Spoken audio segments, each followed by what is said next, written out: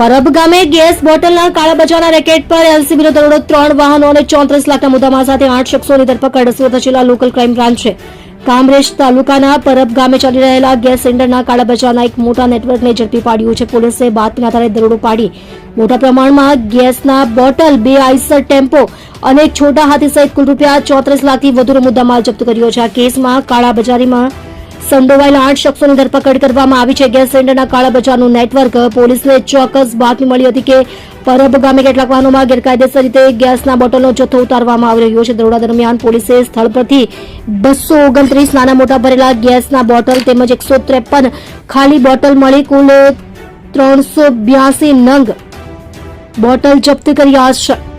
આ જથ્થો 2 Eicher tempo અને એક છોટા હાથીમાં ભરેલો હતો. મહારાષ્ટ્ર કનેક્શન અને મોડસ ઓપરેન્ડી પોલીસ તપાસમાં બહાર આવ્યું છે કે પકડાયેલા આરોપીઓ મહારાષ્ટ્રના પાલઘર ખાતે આવેલી કોન્ફિડન્સ પેટ્રોલિયમ ઇન્ડિયા લિમિટેડ નામની કંપનીમાંથી આ બોટલ ભરીને આવ્યા હતા. આ જથ્થો તેઓ કામરેજના વેલેન્ચા અને ભરૂચના અંકલેશ્વર વિસ્તારમાં ગેરકાયદેસર રીતે સપ્લાય કરવાના હતા. સસ્તા દરે ગેસ લાવી તેને ઊંચા ભાવે કાળા બજારમાં વેચવાનું આખું નેટવર્ક છેલ્લા કેટલાક સમયથી સક્રિય હોવાની આશંકા છે.